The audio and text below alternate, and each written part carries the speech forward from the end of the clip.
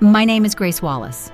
I'm 64 years old, and I've spent most of my life in Houston, Texas, not in the heart of the city, but on its edges, where buses run late and the sidewalks crack from years of being ignored.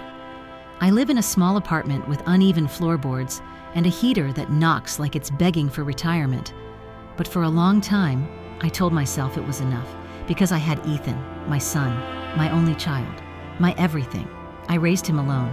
His father passed when Ethan was just a baby, and from that moment on, it was just the two of us. I cleaned houses to survive, some so big they echoed, with staircases that seemed to reach the clouds. I scrubbed their marble floors until my knuckles bled. I washed windows that looked out over perfect gardens, knowing my view was always the alley and a flickering street lamp. I packed Ethan's lunches in reused takeout containers and walked him to school before catching the early bus into town. We didn't have much, but we had each other. I believed wholeheartedly that my sacrifices would mean something one day, that all those skipped meals and late nights would add up to a future Ethan could be proud of. I told myself that love, poured out in quiet, everyday ways, would be enough. And for a while, it seemed like I was right. Ethan was smart, brilliant even. He got a scholarship to a good college out of state. I cried the day he left, not because I was sad, but because I felt like I had done something right. Like all those years of scraping by had finally given him the wings I'd always wanted for him. But something changed while he was away. The calls got shorter, the visits less frequent. When I visited, he seemed nervous, like he was embarrassed. I brushed it off, told myself he was just busy. That's what we do as mothers. We make excuses for the people we love. Then one day, he told me he was getting married. Her name was Claire.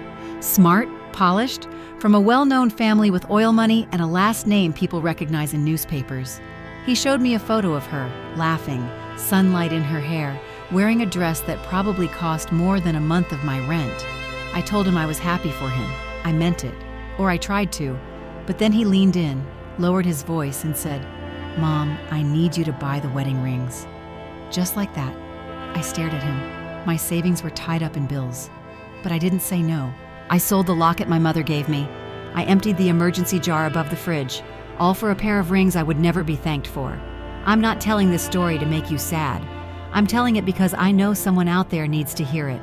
If this touched something in you, don't forget to like, comment, and subscribe to Real Her Stories. Let's walk this path together. A week after Ethan asked me to buy the wedding rings, I worked up the courage to ask him something for myself. "Do you think I could meet Claire before the wedding?" I said over the phone, my voice light like I was asking about the weather. "Just a quick hello. I'd love to see the woman you're marrying." There was a pause, too long for comfort. "She's really busy with work right now," he said, "and the planning. It's been a lot." I didn't argue. I didn't push. That's the thing about being a mother. You get used to swallowing disappointment like medicine. I told him I understood, that I hoped she was well, but something inside me sagged. A few days later, Ethan called again. His tone was different this time, forced cheer. "Hey, Mom," he said. "Claire's parents are hosting the rehearsal dinner next weekend. It's just a casual thing at their country club. You should come." Something in me lifted. I pressed my hand to my chest. "I'd love to," I said softly. "Great," he replied quickly, then added, "Don't feel like you have to dress up or anything. Just come as you are." Just come as you are. That night I pulled out my best blouse, the one I kept wrapped in tissue at the back of the closet. I ironed it twice. I polished my shoes and baked a batch of oatmeal cookies with walnuts, the kind Ethan used to love when he was little. I packed them into a tin with a ribbon and tucked it under my arm like an offering. Something to say, "I'm proud of you, I'm here, I still matter." The country club was everything you'd imagine. Glass chandeliers, waiters in white gloves, people laughing softly into crystal glasses. I felt their eyes before I heard their voices. My slacks were a little too short, my shoes too scuffed. The valet barely concealed his smirk as he took my keys. Inside, I found Ethan almost immediately. He was standing near the bar in a navy suit that fit him like it had been sewn in silence. Claire stood beside him, tall, graceful, and polished, her laugh like a wind chime. He spotted me, and for a moment his smile wavered. Then he walked over, one hand in his pocket, the other motioning toward Claire. "Claire, this is Mary," he said, voice low. "An old family friend." My breath caught. I blinked, but the moment didn't wait for me to catch it. Claire smiled politely, reaching out a manicured hand. "It's lovely to meet you. Thank you for coming." I nodded, my voice lodged somewhere behind my ribs. "It's lovely to meet you too, dear." I stood there for a moment, clutching the cookie tin behind my back like it was my only anchor. No one else spoke to me. I found a seat near the back and sipped water from a flimsy glass, watching as Ethan laughed and leaned into his new world, one where I didn't fit. He never looked my way again. I left before dessert. I didn't say goodbye. I doubt anyone noticed. At home, I sat on the edge of my bed with the ring box in my lap and the cookies still untouched.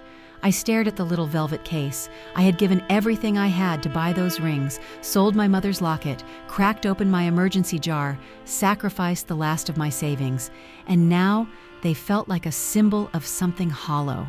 I opened the drawer beside my bed and pulled out an old photo of Ethan, no older than 7, missing his front teeth, holding up a handmade card that read, "Number 1 Mom," in crooked letters.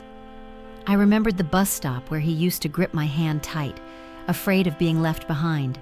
I remembered buying him a cupcake the day he got his first A in math, and how he'd hugged me like I hung the moon. Where had that boy gone? My hands trembled as I set the photo aside and opened the metal lockbox at the back of my closet. I hadn't touched it in years. It smelled of old paper and time. I started sorting through the contents, tax forms, Ethan's birth certificate, our old lease agreements, until I found an envelope with my name on it in my late husband's handwriting. Inside were stock certificates, dozens of them. I blinked, confused. Names of companies I barely recognized. My husband had never been wealthy. He always joked he was a nickels and dimes kind of man. But when I typed the serial numbers into a stock value checker, I felt my breath catch. One by one, the numbers climbed. He had invested in companies that had grown, multiplied, soared. By the time I finished tallying them, my hands were shaking.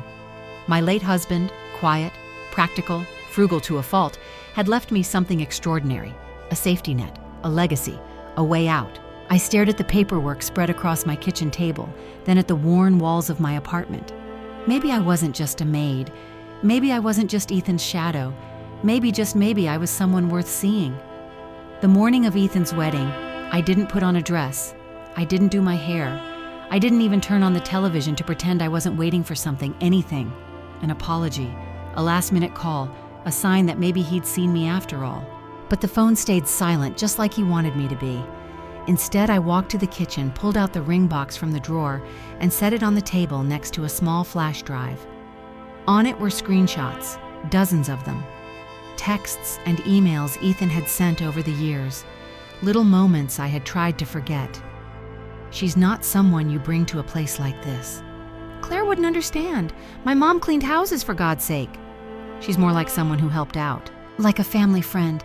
Each message chipped away at something I had once clung to, but I wasn't broken anymore. I printed them all, folded them into a neat stack.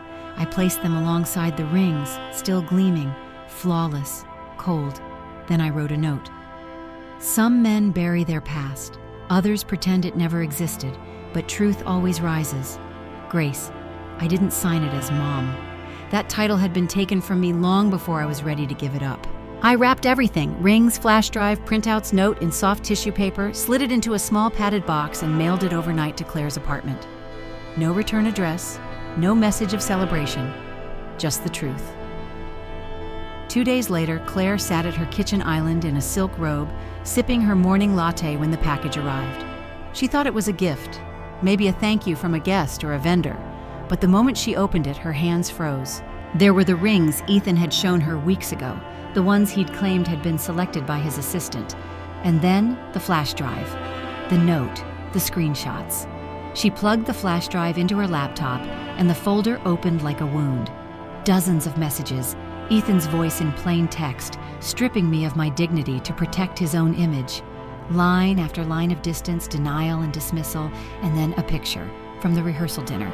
Me, standing in the corner, alone, holding a tin of cookies. The woman no one spoke to. The woman no one acknowledged. Claire didn't scream. She didn't cry. Instead, she got dressed. She left the apartment without her phone, and she walked. Miles away, I was sitting at my kitchen table drinking tea when there was a knock on the door. I opened it, and there she was. "You're not a family friend," Claire said softly.